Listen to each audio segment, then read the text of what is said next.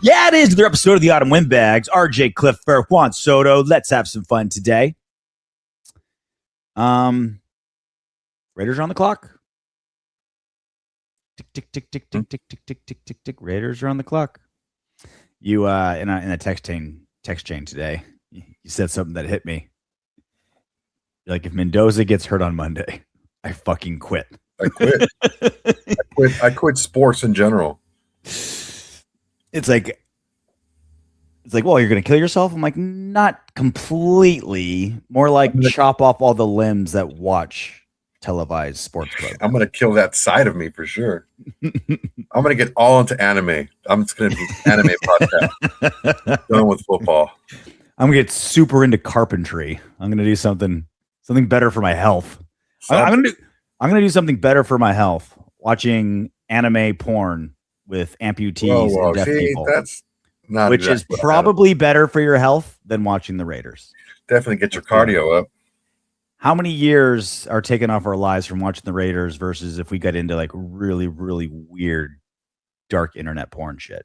We'd probably live longer. That dark stuff, man, that can lead you down a rabbit hole. That's like meeting guys in the That's like meeting guys like in alleyways and like parking lots and stuff. Like that's not any better for your life expectancy. Which again, would you be worse off health wise than being a Raider fan doing that? Jury's still out. Man. We'll see. I don't know. That's a I'm tough not a doctor.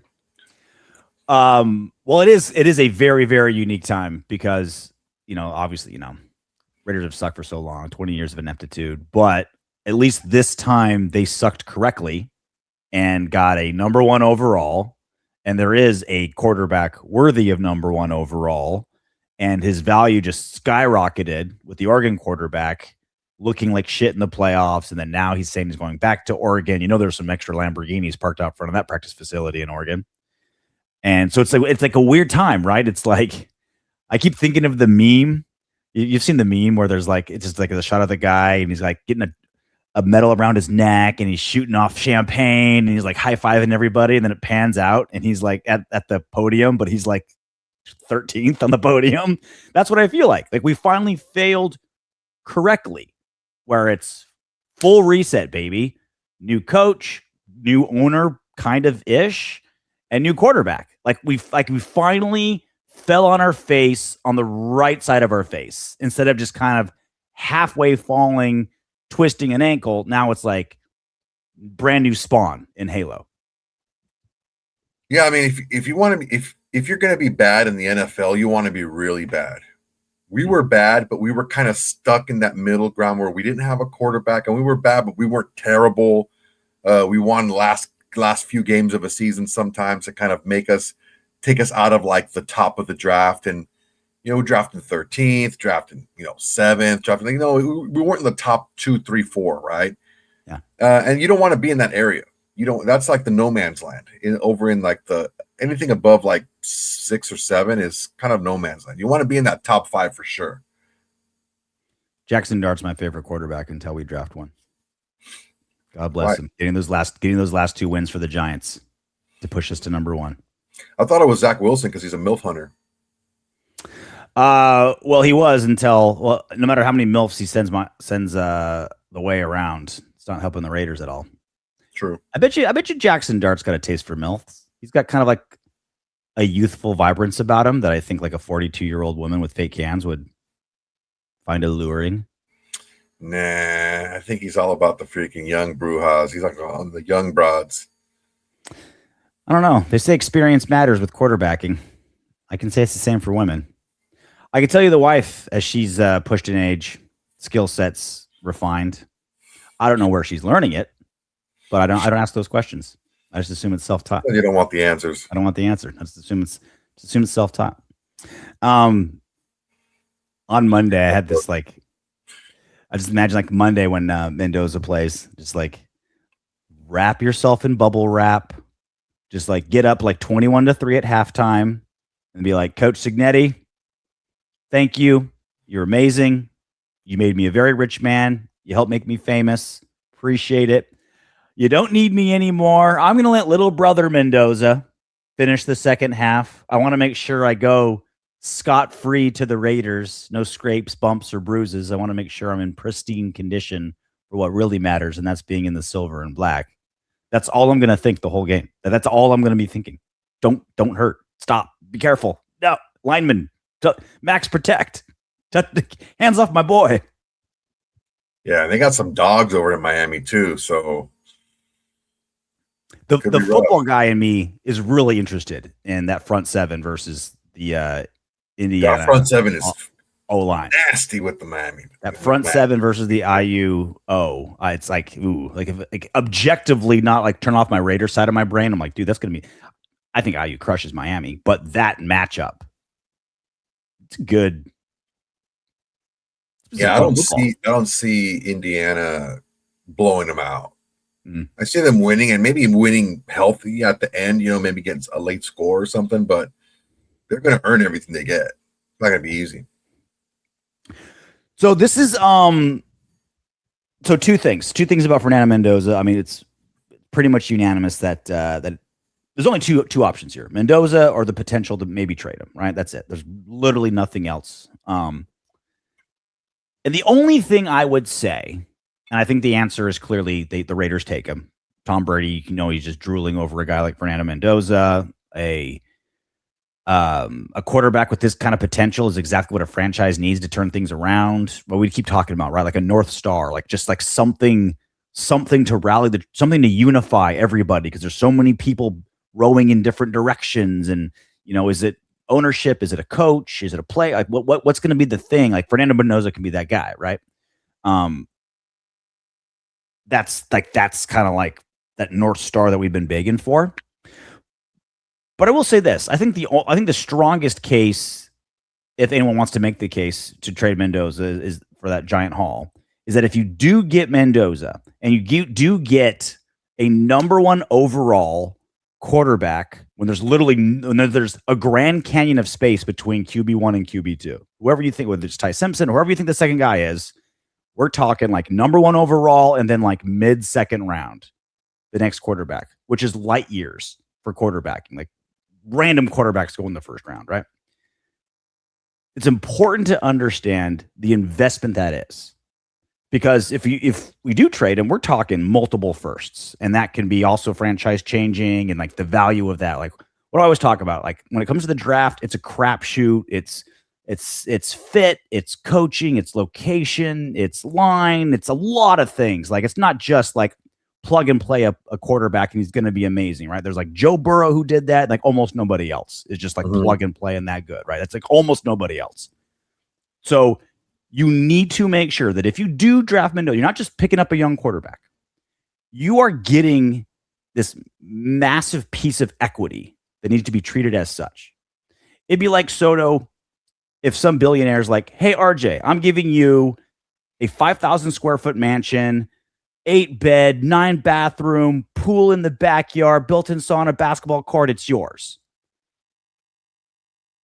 I need to find a way to make that worth it, right? Because on my salary with just one wife and a daughter, it's just like a waste of space. It's like, I can't afford the upkeep. I can't afford the taxes. Like I can't handle something that big. I would have to like turn the basketball court into like an and one place, turn like the basement into a studio, get a bunch of roommates. Like I need to be able to make that investment work and count.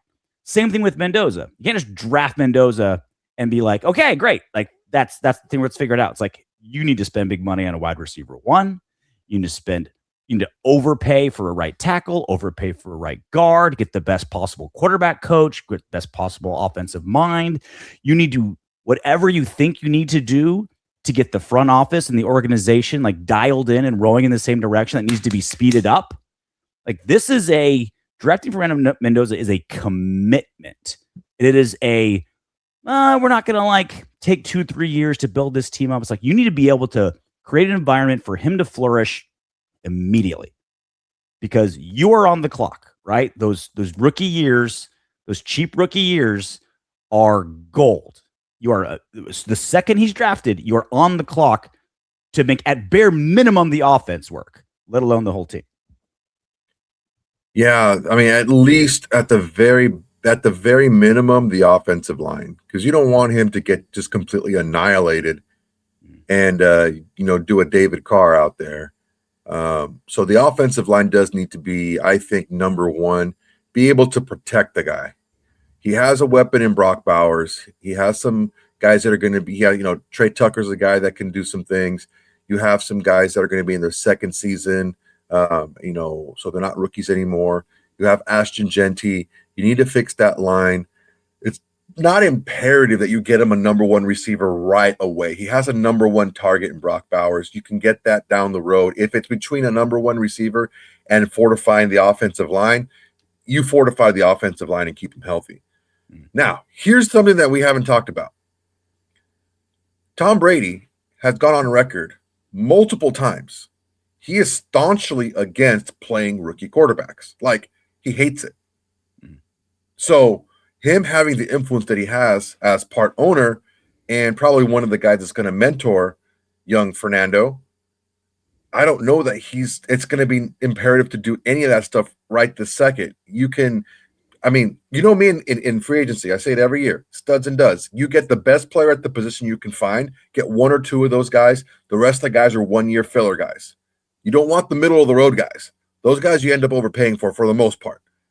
But, it's not imperative right away. But fix the offensive line for sure. Yeah, that's a part of it. I disagree with Brady, and I think maybe I know he's said that multiple times, and I think as time goes on, these quarterbacks are in college longer. They have these, youth camps, the 7-on-7s, like him coming up as quarterback, completely different. Here we are, 25 years ago or 25 years later. So like there's that. But I feel like I still think you need to put everything in place because he is such a valuable asset. Because you have to treat it like, okay, we're taking you instead of 3 firsts, right? Because at I think minimum, right? Like that's how you have to view it. You're not just a quarterback and if it doesn't work out, it doesn't work out. No, like instead of you, or instead of this massive pirate booty, this king's ransom.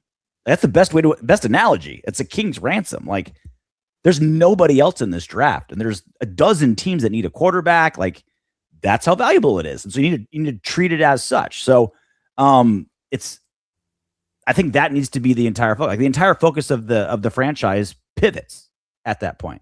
The safer choice is trading him. That's the safer choice. There's just so many positions that need filled. There's just such a lack of talent up and down the board.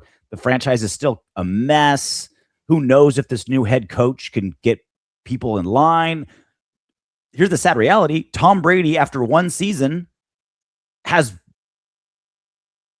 probably done worse than he's done good. Right? I mean, the team has had its worst record in decades. The organization is still a complete mess. The results say that, so far after one season, Tom Brady hasn't been a net positive. He's been a net negative. With Fernando Mendoza, like you can't have that bullshit floating around. You're letting your mansion that you were gifted just rot away to termites. Yeah, that's one of the tough things about being kind of half in and half out. Just having a voice but not being present. That's a tough situation, especially when maybe if you were like a seasoned veteran and you can kind of figure out how to work it, but being a first-time guy, that's a little bit rougher. We're going to find out what John Spytek is made of, because he is basically now the bulletproof vest. Before, the bulletproof vest was, I told Pete we wanted to freaking punt this year and go with young guys, and he was firm that he could win. So that's why he wasn't on any press conferences. That's why he didn't give any interviews. He's like, okay, this is Pete's thing now. Pete said he can do it, so let's see if he can do it. And now there's none of that anymore. He went up in front of, I applaud him. He went up in front of Media Row, in front of the world, and said, it's just as much my fault. I'm in charge. Brady and I are going to be making these decisions, but blame me. I'm here taking the bullet. So we'll see what he's made of, man. I will say this though: if they're not sure about it, they need to trade out. If they're not sure about Fernando Mendoza, I'm not saying that's what I would do. What I'm saying is if you're not sure about, because you can't get a number 1 pick wrong. If you're not sure about the guy, you have to get the haul for him. And you're going to get a huge haul because there's nobody else. There's no trading up to number 2 and getting the next guy. Okay. So better be sure on the guy. You better be sure. It's all chips in the middle, drafting Fernando Mendoza at number 1. It's a small business buying like a giant piece of machinery to take it to the next level, right? They're going to plunge themselves into debt because they think this new factory is gonna, make their profits 10 times. They can up their brake pad factory better work. Dude, I'm telling you, Callahan Auto Parts, they better figure that shit out, right? Shut down if it doesn't work. Right? You need Chris Farley zigzag in the Midwest, selling brake pads with David Spade. Like that's the high stakes, man. Like with great gifts come great responsibility, Like it seems like it's an easy pick. It seems like it's easy. But the thing is, it's not a pick. It's not between a quarterback and another quarterback. It's between a quarterback and 3 first-round picks and maybe a couple of second-round picks. That's what you're picking against. You're picking against that value, and you're also saying we're going to pivot this entire organization based on this decision. On right? You. Like whoever the offensive mind is, he's got to be someone who can get the most out of Fernando Mendoza, not a guy that's great West Coast offense or comes from a great trade. It's like, no, he needs to be able to make Fernando Mendoza work. The timeline is now on Fernando Mendoza's rookie window. The linemen you get have to be for it. The wide receivers you bring in have to time. All the people, all the quarterback coach, offensive coordinator, head coach, scouts, assistant GMs, Spytek himself, everyone under him, everyone is banking. Everyone is making the Fernando Mendoza bet. So again, we're all excited about Fernando Mendoza. Going to be watching Monday night with bells on. We're jacked about it. But we're jacked about it not because it's Christmas morning. We're jacked about it because we just got that super high paying, awesome job that needs results immediately. Yeah, it's a tough one, man. It's a tough one. It's not going to be as open and shut as people might think. A lot of people out there that are like, oh, you guys are idiots and blah, blah, blah, and this and that. You go for the quarterback no matter what. No, you really don't. That's definitely the position that you want to go with. But a lot of, the Jets squinted really hard at Zach Wilson. They made him a number 2 pick. They squinted hard because he didn't face a lot of great competition with BYU. He didn't face a lot of great defenses.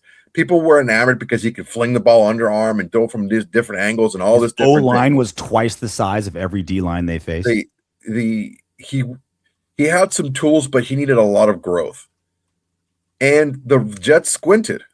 Hell, the Niners squinted on Trey Lance. Like, it's not a given that the guy's going to be good just because you pick him up there. And the fact that there's not a lot of guys that could come out that have come out, there's like 3 or 4 or 5 guys that would be first round picks that would be battling Mendoza if they would come out, but they don't want to. They're going to stay till next season, maybe even sometimes the season after that. But that's a much more difficult decision. This quarterback or that quarterback, or the only quarterback worthy of a first round pick, or probably one of the biggest trades in NFL history as far as first round picks go, as far as value goes. And look, the Jets is the best example. Like, how many top 3 quarterbacks, top 5 quarterbacks that they've been able to draft because they suck, and these quarterbacks just died on the vine there because they just weren't ready for a quarter. They either weren't ready to nurture a quarterback, were unwilling to pivot to make sure they're nurturing a quarterback, just sucked in general. We joke all the time. It's like whoever the Jets draft, like, he's gonna be a great quarterback 5 seasons from now. on another team, like from a coach from the McVay tree or something, like they'll flourish somewhere else. Like the Jets are pretty good about drafting quarterbacks. They just play well somewhere else. That cannot fucking happen with this number 1 overall pick.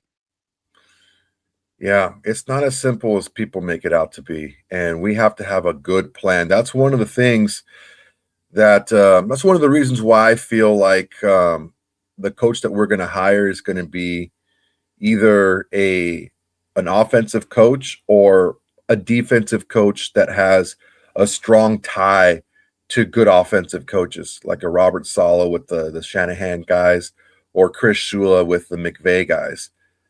These are things that we have to take a look at because there needs to be a solid plan set in place, like a multiple year plan of what you're planning. I'm not saying that you can't pivot from it, but you have to have an idea of what you want to get done and what your milestones are to develop this quarterback. And that's hopefully the one guaranteed positive out of this. There's no guaranteed positive, but even if maybe he doesn't work out, right? He's at least that binding force where you don't have Pete Carroll saying, I want to win now. Spytek saying it's going to take 2 or 3 seasons. Tom Brady saying, I want this coach. Mark Davis saying, I want that coach. Pete Carroll and his OC bumping. Like, at least they'll be like, okay, we have Fernando Mendoza. You build the line, build the weapons, develop him. We've got 2 to 3 years to really develop into where we want when we're in that rookie window. Like, now there's a binding force. Now he should get the entire Raiders organization focused in one direction, which is what the Raiders need probably more than anything, and even more than a quarterback. They need that to happen. The Jets haven't been able to do it. The Browns haven't been able to do it. The Raiders need to buck that trend and say, we've got this. Jesus Christ himself has been resurrected in the cornfields of Indiana. He's coming to Las Vegas. We need to treat it as such. Yeah, he's definitely like, he's the lighthouse. We've been in the fog for a lot of years, not knowing which direction we're going, but he's the lighthouse. He tells you we're going this way, and everyone's going to get on board because you pretty much have to. And if you're not on board, then you got to go. So who's going to be the guy to steer that ship? This is one of the most important head coaching hires last 20 years for the Raiders. I mean, what do we say all the time? What's the 3 keys to consistent winning in the NFL? Ownership, coach, head coach, and quarterback, right? Like the quarterback's most likely coming. Tom Brady is this new owner, going to kind of act like owner. When I say owner, I kind of mean like front office in general, right? Like the whole kind of organization. And then that third piece, head coach. Not a great destination, Vegas. There's 9 teams currently looking for head coaches. I would probably put Raiders somewhere in the bottom 3. Browns, Jets, Raiders. I don't, in whatever order, probably above Jets and Browns, I would say. The number 1 overall is a giant plus, enormous, huge, massive plus. And the more I think about it, the less I think like we're going, like we have our list of 15 best and everyone has the same list and it's whose destination is better and they pick who we want. I feel like more it's Raiders. It's way more like we have to find a very specific puzzle piece as opposed to the hierarchy of everyone agrees Harbaugh's 1, Kubiak's 2, like whatever the order is, and it's just wherever they land. It's like, I think the Raiders are way more nuanced. There's way more layers to the Raiders. There's definitely something specific that they're looking for. All right. And it's not necessarily in one of the long-term head coaches. As it's very difficult with the Steelers because it's very easy to say, well, the Steelers are very patient with their head coaches when they hired 3 really good head coaches. Maybe they're just really good at hiring them. They're not really that patient. They're just good at finding the right guy. Mm-hmm. Because the guys that they've had have been successful from the very beginning. From the very beginning, Bill Cowher was successful. I didn't know Chuck Noll's first couple of years, but the first year for Mike Tomlin, he won 10 games. So if you remember, Tomlin was a wild hire. Like that came out of nowhere. Yeah. He was super Yeah. young. We're like, who the fuck's this guy? He's not going to He last. was the DB coach with Tampa. Then he became the defensive coordinator with the Vikings for a year, and they were good. I mean, they were okay. They were better at stopping the run than the pass. They were like number one in like they had a lot like 60 yards a game rushing. But the next season he became the head coach, and everyone was like, "Whoa, this was a Rooney Rule, freaking!" This guy was just to get his feet wet, and he blew him away. So the thing that I don't know how good that you name me an offensive player of any significance on that Pittsburgh team on their rookie contract. There is none. That was the problem with Mike Tomlin. He has a very expensive, older, aging defense, and he has an offense that he has to go out and give assets to build. He has to trade picks away to get DK Metcalf. He has to open the bank to get an Aaron Rodgers just to have an offense good enough. And that's not a great destination in my eyes. I'll argue with that. I don't think that's a great destination. It's not great. But I think if you're a head coach, look, head coaches, they're like normal people in most ways, right? If you're going to uproot your family, move across the country, put the kids in new schools, start a new club, find a new good strip club, find a good burger joint, steak house, make sure the wife's happy, the kids are happy, you put your reputation on the line. If you're going to do all that, you want to think you're going to be there a while. And so you're making a good point. Like they've all done well, but I think that's also partly because the Steelers just run a good organization. Like they rarely just have face palm dumb shit moves. Like this is the organization that had Antonio Brown there, and no one really knew just how crazy he was. And then he was with the Raiders for 45 minutes, and he's freezing his feet off, calling Mayock a cracker, and bitching about his helmet size. Like he just went off the rocker the second he was no longer smelling Pennsylvania air. So I think that's part of it, is just like a quality organization that helps with continuity. And I think that's the other part of this is, what is the draw for the Raiders? Fernando Mendoza, cap space. Look, you have superstars on either side of the ball. You have Maxx Crosby on one side, who's under contract for multiple seasons. You have Brock Bowers still on his rookie contract. You have an emerging talent in Ashton Jeanty, depending on how you feel about him. You're going to have a number one pick to start the quarterback, and that starts your clock too. Mm-hmm. So it's not like you're going into a situation like the guy that goes into the Ravens situation. Buckle up, buddy, because you have a two-time MVP quarterback. You have a defense that's good. You have some weapons that they paid for, and you got to win right away. Mm-hmm. There's no bullshit going on in freaking Baltimore. Okay, that's the timetable in Baltimore is a lot shorter. Okay, the timetable with the Raiders, if you come in with that rookie quarterback, you buy yourself 3 seasons.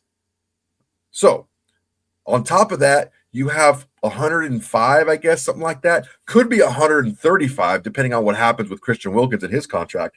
That 105 is not counting his cap hit that was voided. That's is there a timeline on that? What's that? Is there a timeline on that? Like when that's figured out? So we're just like not knowing what our cap space is for. It could be as much as $135 million. It could be.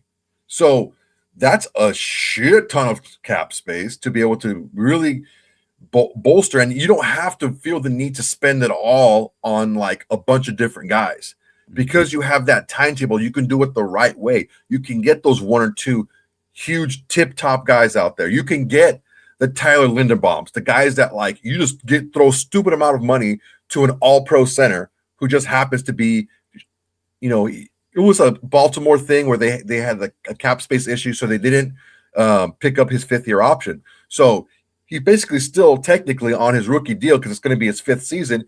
Give him a shit ton of money and give him an offer he can't refuse, and you get one of the best young centers in the league. Solidifies that line. Just that one move is going to make your line way better.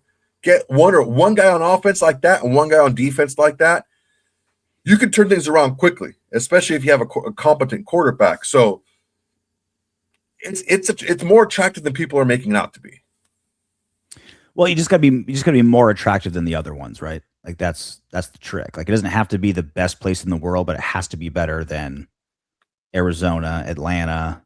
Um, I don't know. I don't know if it is, but again, I don't think it's a pure hierarchy. I don't think the Raiders are every single potential head coach has the Raiders at number 7, and every single potential head coach has the Ravens at number 1, right? Like I think it's this is what the Raiders really need. This is the Raiders situation, right? A coach that's gonna do a full reset / rebuild, depending on the timeline. It's either like a complete reset, spend it all now, do everything we can to maximize the window of Fernando Mendoza, or like you said, 2-3 year build on Fernando Mendoza's timeline, try to win a Super Bowl in 2029, 2028, 2029, something like that, right?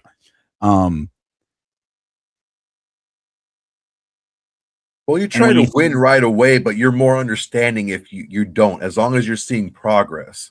So you're still trying to win, because I mean, windows open quickly in the NFL. They close quickly too, but they open quickly. You can just catch lightning in the bottle one year, but every job has its advantages. It has its pluses. It's all in how it's sold to the guy, and if the guy feels that they match up with the opportunity, because not every single coaching job is equal. There's different. There, you can call it better or worse if you want to, but it's just different opportunity. And it's finding the right piece. Like Pete Carroll, excuse me. if like I know it's 2 different seasons, but like Pete Carroll would have made sense last year to take over the Steelers or Ravens job because it's a solidified team already, and he's an old guy that knows how to handle stars. Like he's proven, you give me a good roster and a good organization, I can win championships, right? Like he would fit that. Obviously, a rebuild year, Pete Carroll was a disaster, right? So it's like it's that part. It's a coach that knows the situation and can either reset, rebuild, re-energize, whatever the timeline is now. He needs to be able to do that. Breaking news. Someone got hired? Giants to hire John Harbaugh. Giants hired John Harbaugh. There you go. That's where everyone, I mean, that's the one everyone thought, right? Yep. Again, you have a quarterback. You have my favorite rookie class in New York, including a quarterback. Can't really I had this discussion with a friend of ours, Brian. He was very low on Jackson Dart. I said, you can't really give a grade on him because number one, he's a rookie. And number two, that offense looked completely different without Malik Neighbors. And then you lose Cam Scatteraboo. So it's like he had a lot of injuries in that offense. You can't really make a true determination of how good he is or isn't. Jackson Dart, excuse me. Yeah, the jury's still out. I mean, you can say like, I don't think he'll pan out or I think he will. Of course, you can say that before he steps on the field, but you can't say anything with any type of fact behind it. I mean, there's no one is going all in or completely giving up on Jackson Dart right now, right? But you can, I'm not. You should have the right to say, like, if you say right now, I think Jackson Dart's going to be a Super Bowl champion, or I think Jackson Dart sucks is going to flame out. Like, you have the right to say that now, and you should get credit for being right or wrong or whatever. But no coach is like, oh, we know exactly what he is. We're moving on, or he's the best. Like, that's just not happening. Yeah, I mean, I don't give credit to people for that because there's so little information. You're basically just guessing at this point. So it's like giving somebody credit. Oh, he's a good roulette player. He just fucking guesses. Like, it's not anything of any type of strategy here. Anyone who says right now anything definitive about Jackson Dart, they're guessing. I don't know. I mean, there's guys that know like mechanics really well and can like have talked to him and know if he's smart or not. Like, we don't have to argue with it. Nobody that listens to this show is doing any of that. None of us are doing that. You're not at many camps doing research. I would love to go, but they don't want me there. So you need a quarterback that's on that timeline, right? Rejuvenize, restart, whatever. You need to be able to handle the mess that is the Raiders. You have to have that kind of strong personality to be able to cut through, and we'll get to it later. Like there's like 13 people in charge, and like 2 of them are football people, So like you got to be able to navigate that and muscle through that, but also be able to play nice with Brady So you have to have like a strong personality, but also acquiesce to the guy who's like truly in charge. And then number 3, whatever it takes to develop Mendoza. That doesn't mean you have to be an offensive mind. Like you could be a defensive coach, but you better have connections for some really good offensive minds to develop Mendoza. So and that's the unique situation, right? Those are the 3 things you really need out of the Raiders head coach. And again, Mike Tomlin, an amazing coach, doesn't fit that really. John Harbaugh, amazing coach, doesn't fit that really, right? So it's like Robert Saleh does defensively, Chris Shula does defensively. Maybe a Vance Joseph if he brings over Davis Webb as his OC. He's the quarterback coach right now, so that's a possibility. But the other guys are all offensive guys. Yeah. Mike LaFleur, Nate Shieldhouse, Mike McDaniel, like all those guys are offensive guys. The interviewed guys so far, you mentioned Vance Joseph, Clint Kubiak, Matt Nagy, Kevin Stefanski, Davis Webb, requested interviews as of when we're recording Wednesday night. Ejiro Evero from the Panthers, Jeff Haitley, Mike LaFleur, Jesse Minter, Nate Shieldhouse, and Chris Shula. They're interviewing everybody, which I want. I like that. I like that.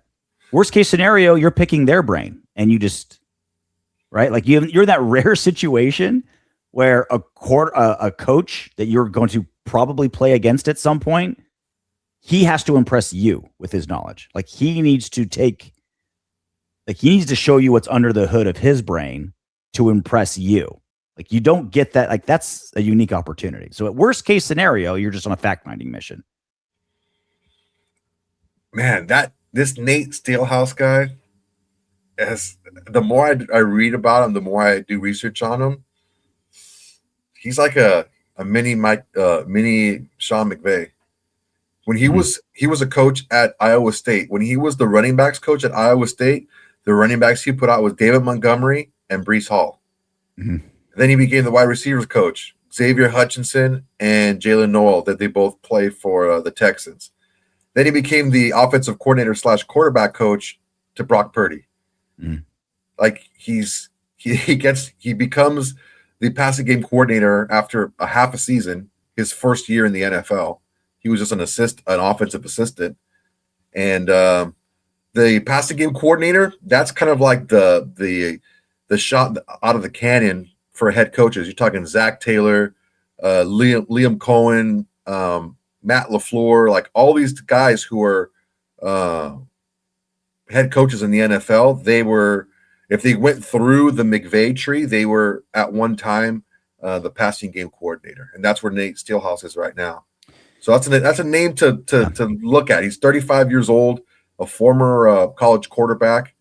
He's a super dark horse, but he's a Davis Webb with more coaching credentials because he coached for a few years in college as well. Yeah, it's like the chicken or the egg, right? Like, are all these McVay guys head coaches because McVay keeps making really, really good head coaches? Or are they all head coaches because everyone who's even smelt a fart next to Sean McVay, owners want to hire them as coaches? Like it's still kind of up in the air with a lot of these guys because like Brandon Staley, obviously defensively, but he sucks. Zach Taylor's ironically the worst head coach of the AFC North, and he's the only one left standing. He's just riding on the shoulders of Joe Burrow. I think LaFleur's good, but he's also in a really great place to be a coach. Like the Green Bay organization is a really, really well-run organization. But I think he's good.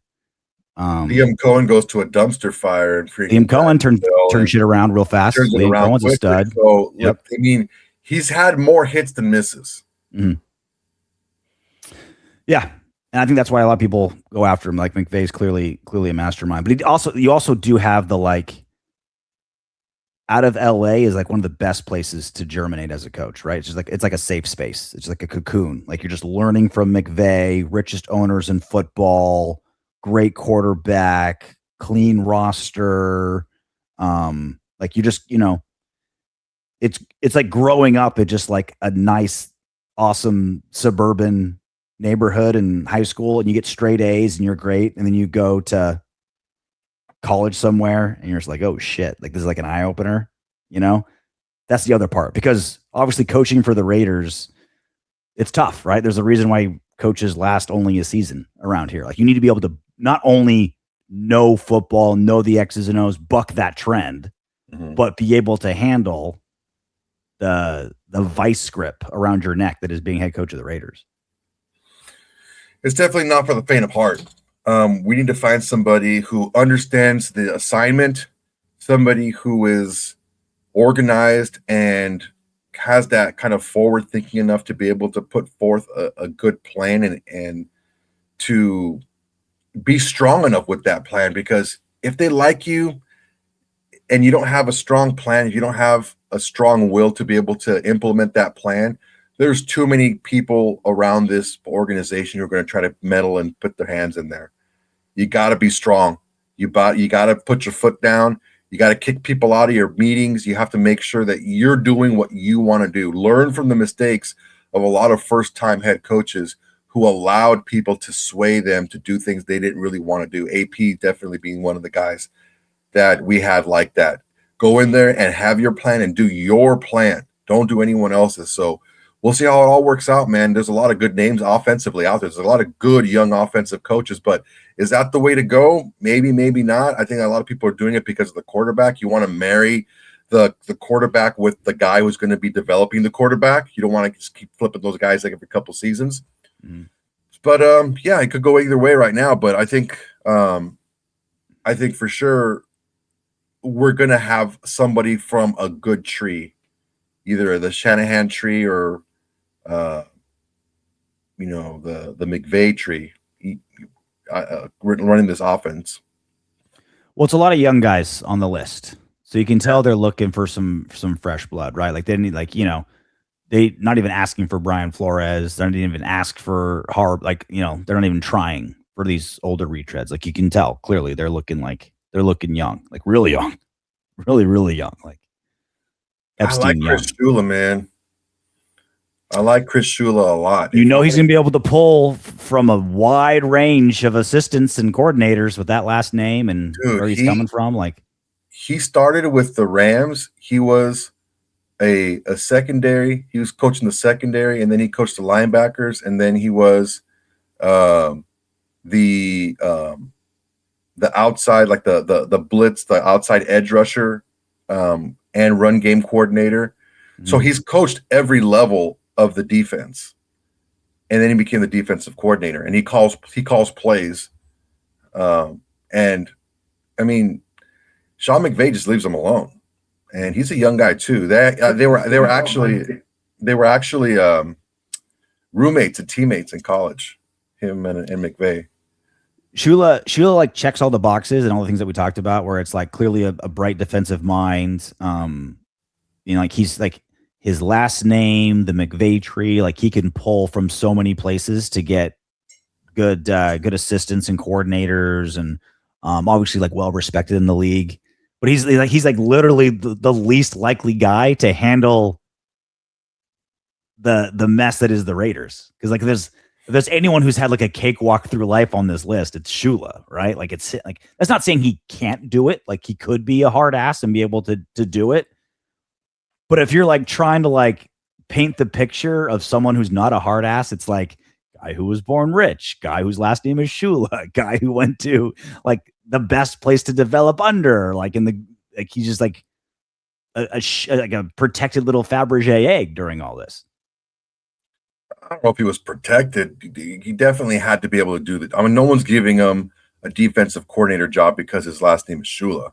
I think maybe he'll become an intern if his last name is Shula, but being able to take on more responsibility every season, and that culminating in a defensive coordinator role for a team that's looking to win right away. Look, he became the defensive coordinator after the best player probably that we've seen play defensively retired. Aaron Donald retired, and he became the defensive coordinator the same season. And guess what? Defense just got better. So the guy knows what he's doing. The proof's out there. So I wouldn't mind having him. So what is this head coach going to be facing? not X's and O's wise, but in that front office. Amy Trask, once again, it's like a meme, right? No one. Amy Trask says something about Jim Gray. Like no one's asking her, but she's brought it up twice now. Here's the latest one. The one name that intrigues me the most is John Harbaugh. Boy, would it be fun to have two Harbaughs in the AFC West. But irrespective of the coach they hire, they have got to address internal issues, create a collaborative environment where no one is operating behind the scenes, and it's not simply referencing Tom Brady. Team owner Mark Davis did say that Tom will have a more prominent role, but there's also Jim Gray that needs to be addressed. They've just got to create a collaborative environment where everybody's, to use the phrase, rowing or pulling their oars in the same direction. No ill will against Tom, but it's not just Tom over there. The gentleman who orchestrated Tom's purchase of an interest in the Raiders, Jim Gray, is still very involved behind the scenes. The reason I bring that up is to create an environment in which everyone's working together, they're communicating, they're cooperating, they're coordinating, they're collaborating. A lot of aiterings. Those are the words that I believe are most important in a business. They've got to address that internally so that whoever the coach is, he can succeed. Did Jim Gray take all her money in a poker game? Because this is twice now that she's pointing to Jim Gray, and no one else has. We haven't heard anyone else say, what's going on, and in Las Vegas, it's Jim Gray. It's purely Trask. There's a reason for that. Amy Trask is a motherfucking thug. Mm-hmm. She doesn't care. There's a reason why Al Davis hired her, because she was one of the only people who can stand in his face and tell him he was wrong. And Al respected him for it. So I respected her for it, excuse me. Pronouns. But the pronouns. There's a lot of people in the media who are just straight bitches.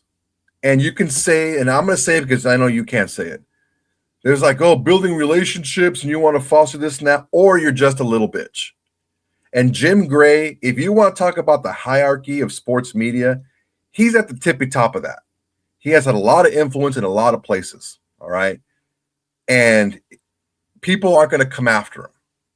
Amy Trask doesn't give a shit. So Amy Trask will come after him. Plus, Amy Trask has a deep love for the Raiders. And she's going to say what she feels is best for the Raiders. And she did the job. She was there. Boots on the ground every single day. Bullets flying, that was her. So her, more than anyone who we've heard talk about the inner workings of the Raiders, even more so than the players, she has the general stripes to prove it. If she says something, I believe her, because she doesn't have anything to gain by saying it, but she has all the expertise and also the not give a fuckness to not piss off Jim Gray. She doesn't care. So I agree. I'm gonna go. I ride with Amy. Amy, I ride with you, homegirl. Well, I got two things on that. One is to address I can't say this or I can't. It's look, it's Jim Gray's a little different. Media members, NFL insiders, right? Was it Rappaport? That's oh man, Devin White, he might win defense, comeback player of the year, blah, blah, blah. It's okay, you clearly got a call from WME and the agents to post something like that, right? That. Everyone's you don't know ball. It's I think he does, but that's not his job. His job is to, I scratch your back, you scratch my back. And that sounds super shady to, yeah, think about my back is. And that sounds super shady to a lot of people, but it's the job. It's man, I can't believe this politician, took this super PAC money and now he's giving tax write-offs to that industry. It's that's what they fucking do. That's yeah, it's shady, but that's literally the business they're in. That's their bag, baby. Jim Gray's a little different. Jim Gray doesn't have that type of relationship. Jim Gray, instead of him, let's say an NFL insider, he'll go to an agent and be oh, hey, here's some info I have about what this team's going to do. And then that agent will say, oh, okay, well, here's some info I have on my client. You now have that. So they're information brokers, right? Which again, it sounds way shadier than it is. It's just how the business works. Jim Gray is the type of guy that would go to the president of WME and say, tell your minion to give me this scoop. Yeah. Right. Who do I need That's to the talk difference. to? Like Jim Gray has. Yeah, that's what I'm saying is people are scared of the guy. They don't want to come after him. Yeah, he has very powerful friends in very powerful places all over. Like he's an institution in Vegas and Hollywood and beyond, right? So Jim Gray's like he's even more shady because it's just straight up like I have very powerful friends that I will rat to if you don't do what I say, right? Little different, but same point, right? The only thing with Amy Trask is like, okay, you've given me twice now kind of generic things. It's like, oh, you got to look out. Like there needs to be everyone moving in the same direction. And it's not just Tom Brady. It's also Jim Gray. I'm like, okay, give me an example. This is, I don't give a shit. He can't hurt me. I don't care. You know, is he trying to muscle his way into who the next head coach is? Is he trying to be that decision maker? Is he trying to make a draft pick? Like, is he trying to make football decisions? Is he just like sucking money out of the Raiders like a vampire? Like what is he doing exactly, Amy? Because you twice brought this up in very generic terms. I would like to know what he's doing. That's such a big issue, Amy. Because one time it's kind of like, hey guys, let's keep an eye out. There's more going on here than meets the eye. And you're like, okay, thanks for the heads up, Amy. Appreciate it. The second time it's like, I need a little bit more. Like, what is he doing? I would love to know what he's doing, Amy. And if you don't give a shit, let us know. It'd be nice. I would like to have a little bit of information, but I don't know that she's necessarily pulling a Hondo on us. Yeah. I think that she's saying it for a reason. I think I'm still waiting for Hondo Carpenter to tell me the big secret that he has on Pete Carroll's hire that he promised everyone if Pete Carroll were to get fired. We're working on what, day 14 or something like that? Day 15. He's really working his sources, Soto. He's just hammering the phones. You know, he's behind office buildings, dumping in dumpsters, looking for thrown away trash. Yeah, like papers and contracts. He's working hard, Soto, for sure. Shuffling papers. How about Deuce Gruden breaking the bench press record? It's impressive, man. Deuce Gruden looks like a guy who's like 6'5", but his legs are like of a 4-year-old. His upper body is just long torso, just jacked, and his legs. He looks like a roided out toddler. Just wherever the big muscles are huge. He looks like if you like broke a G.I. Joe in half and put the G.I. Joe legs on like a He-Man character. That's what he looks like. See, that's the type of coach's son I want. I don't want Brennan Carroll. I don't want you in charge of the offensive line. I don't want you in charge of something important. You're in charge of throwing steel. You are the czar of lifting heavy things. That's the type of guy I want. Like there's a reason why he's survived all these regimes. He does a good job, man. Clearly people like him. Like he's clearly knows what he's talking about with weightlifting. Like he's hilarious just to look at. Like I don't know if he's a funny personality or not, but just looking at him makes me smile. He's on the sidelines. He's got to have a little bit of sass on him. And he's got that crazy Gruden gene. Like all the Gruden boys they're crazy. They're all there's a screw loose, and it's loose in the right direction. You know, it's not like Antonio Brown loose. It's like playfully goofy loose. I think all the guys are like that. It's like you're clearly in a position of power, but you still have little man syndrome, and it's a nice combination. It's like you don't need to be this self-conscious, but you are in a positive way. It's refreshing. And it's fun to watch. I also like how he always positions himself behind the coach on the sidelines. So he's always getting. You don't see his head, but you see his shoulders pop out the sides. you just see a collared shirt just like barely hanging on by a thread, just like it's just for his life, just hanging on, and then just someone smuggling bowling balls. Stout. He's so fucking sweet. That is randomly like one of my top 10 interview wish lists for all the great like Maxx Crosby, Deuce, dude. Imagine the stories that guy would tell. Make a call. I know you can make it happen. Oh my God, that would be. Yeah, I've never seen him do an interview one time. Which is why don't you just freaking make the call, man? You know you can get it done. I've got my homework. All right, ready to do some what Windbags? Yeah, man, let's get it done. True Raider 22. TB12 got to beat Carroll in the Super Bowl and got to fire his ass too. That's gangster. I didn't connect those dots. That's so fucking sweet. That's so sweet. That'd be like if Eli Manning fucked Giselle or something. Like you beat Tom Brady twice in the Super Bowl and then banged his wife. Eli Manning starts to date Tom Brady's daughter when she turns 18.